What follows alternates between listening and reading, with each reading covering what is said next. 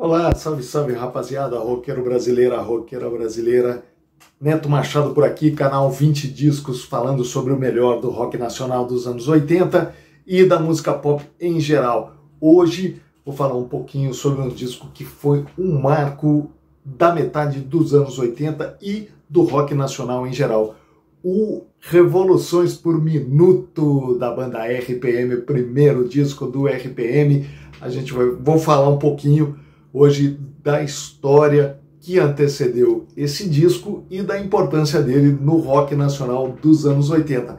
E antes, já convido você, meu amigo, minha amiga roqueira brasileira, roqueiro brasileiro, para se inscrever aqui no canal e, se você gostar, obviamente, dizer aqui nos nossos comentários qual o próximo disco, banda, cantor, cantora de rock nacional e internacional, especialmente dos anos 80, que você gostaria de ver aqui no nosso próximo episódio, legal?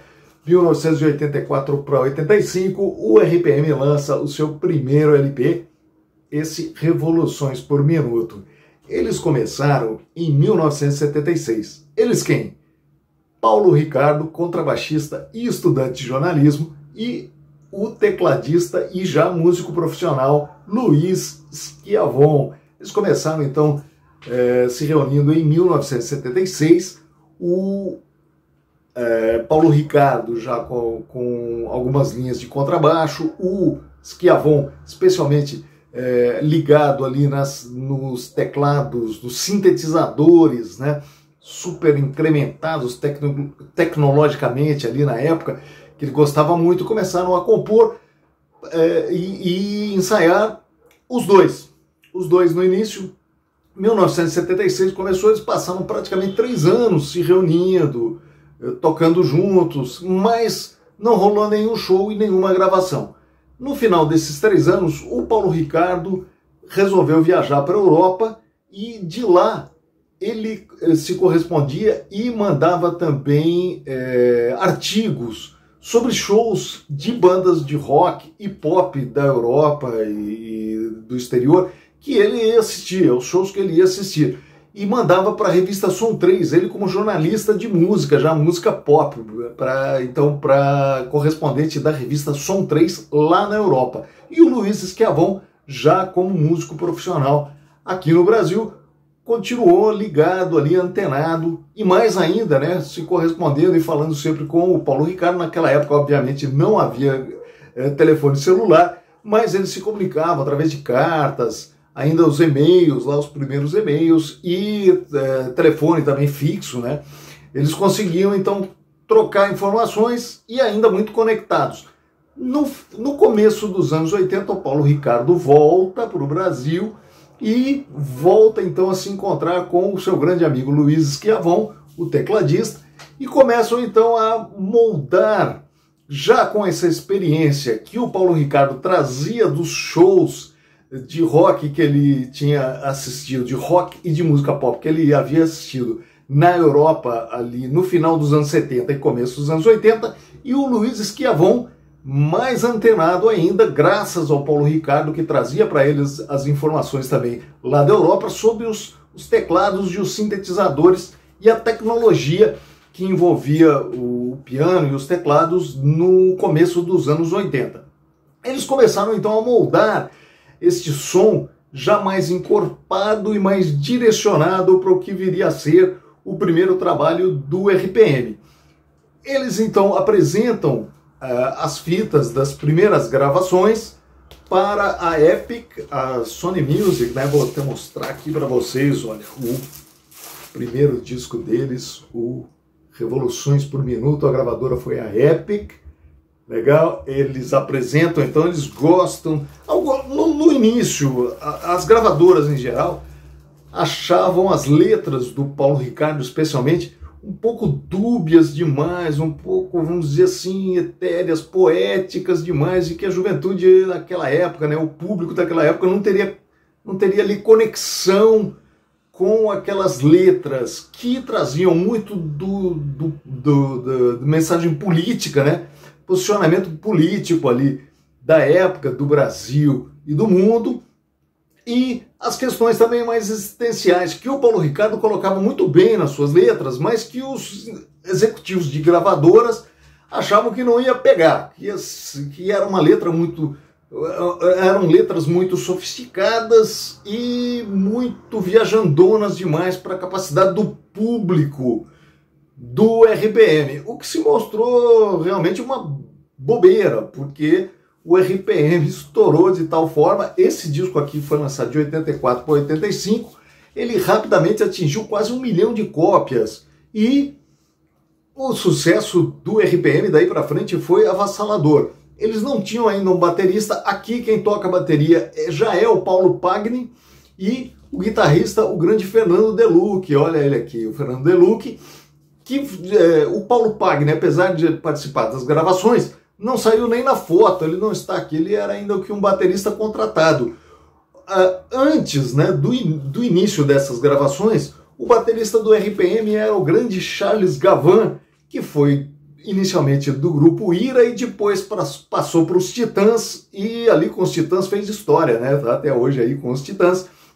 Depois ele saiu e eles então chamaram Paulo Pagni, o PA, para fazer parte da banda. Como eu falei, não deu tempo dele sair na foto, mas chamaram também o De Luque, o Fernando De Luque, o grande guitarrista, que aí também já saiu na foto. Então aqui já está a formação básica, na espinha dorsal do RPM. Esse disco, pessoal, é bacana pra caramba. O posterior, que foi o Rádio Pirata ao Vivo, que foi aquele disco mais vendido do rock nacional de todos os tempos, que atingiu 4 para 5 milhões de cópias também rapidamente, que foi feito basicamente em cima do repertório desse disco aqui, foi avassalador. Aqui a capa do Rádio Pirata ao Vivo, o disco nacional do rock dos anos 80 mais vendido, com quase 5 milhões de cópias. Mas a estrutura, o principal do RPM já estava nesse primeiro disco aqui, que foi inclusive o disco que inspirou e que baseou o disco ao vivo deles, né? O show ao vivo, que aí eles começaram a aparecer na Rede Globo, começaram a aparecer no programa Chico e Caetano, começaram a ser ovacionados ali, tanto pelo público, quanto pela crítica, quanto pelos outros artistas, cantores e cantoras de MPB, de rock nacional, e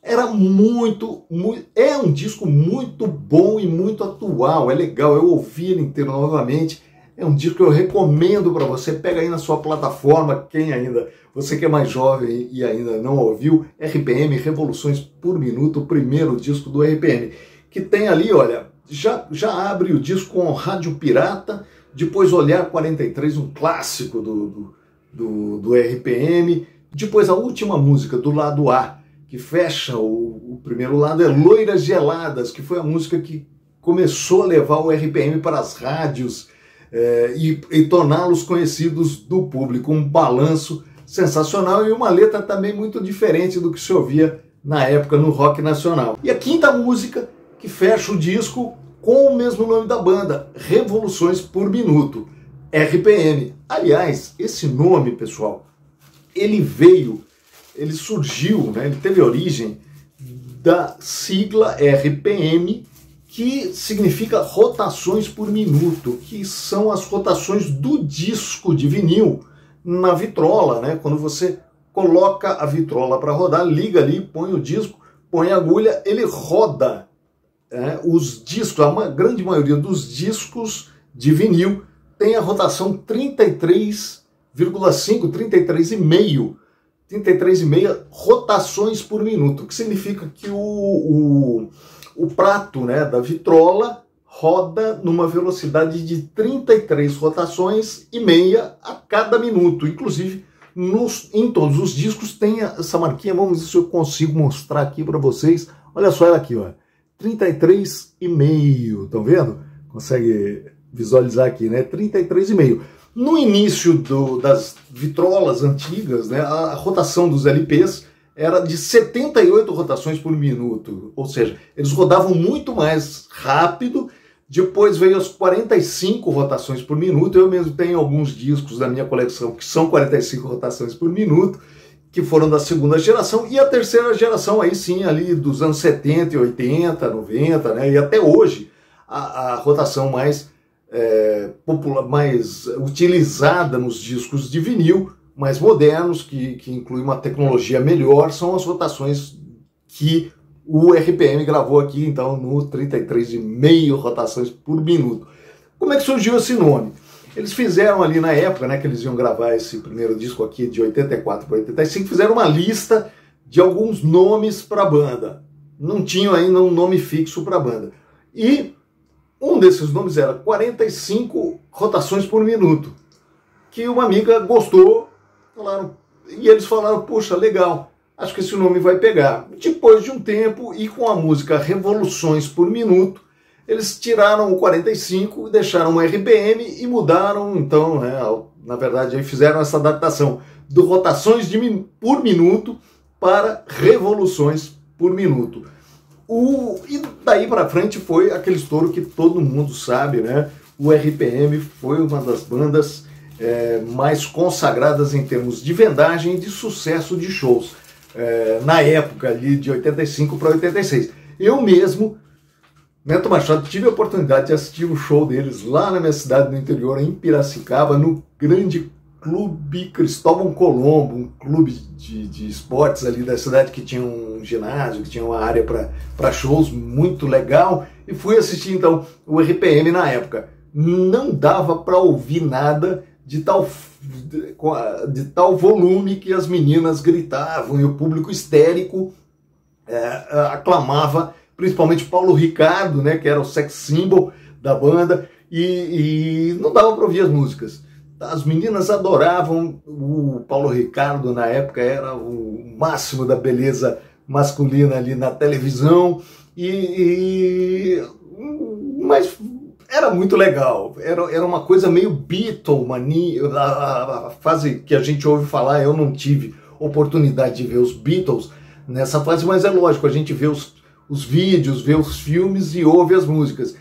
Aquele pessoal, as meninas gritando, correndo atrás dos meninos dos Beatles, era mais ou menos o que acontecia no caso do RPM. Inclusive esse show eu fui assistir graças à minha amada irmã, um beijo para ela aí nesse Dia das Mães também especial, para minha mãe, a dona Inês, e para a Josi, minha irmã querida, e para a Juliana também, que é minha outra irmã.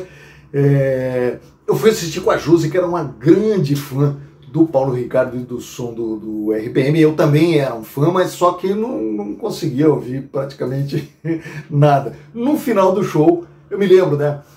As amigas e a Josi se apoiavam nos meus ombros para se elevar ali para cima da plateia e poder ver o Paulo Ricardo gritar. Então eu só lembro disso, dos shows, a barulheira, as meninas gritando e se apoiando no meu ombro, para tentar ver o Paulo Ricardo de uma forma melhor, de um ângulo melhor. Depois do show, as meninas se dirigiram com aquela multidão toda para o ônibus da banda para tentar ali um autógrafo, para tentar pegar na mão do Paulo Ricardo ou de qualquer um dos ídolos do RPM. E eu me lembro da minha irmã falando assim, eu consegui, ele me deu a mão, até se bobear, deu um beijo ali na mão dela, foi o máximo, né? A gente ali, garoto, teenager, curtindo o rock nacional no seu êxtase, no seu máximo, e o RPM representou isso. As músicas são muito bacanas, não é só uma questão de beleza, de sex symbol, de marketing, as músicas são legais. Depois desse LP, então, veio o Rádio Pirata ao vivo, depois veio o Quatro Coiotes, a banda começou a se desentender em alguns momentos, era muita grana, era muito fã e muitas fãs, né? Muita gente, muita abordagem, muito dinheiro por trás, muita dificuldade e todas as facilidades, e depois, obviamente, a época que o seu sucesso começa a não ficar tão evidente e tão por cima, é lógico, esse sucesso começa a se reverter todo de uma certa forma. Mas o sucesso e a importância do RPM ficaram na nossa memória e estão gravados em discos como esse, o Revoluções por Minuto, que eu recomendo para você ouvir. Legal? Obrigado, até a próxima e viva o rock and roll, viva o rock and roll nacional.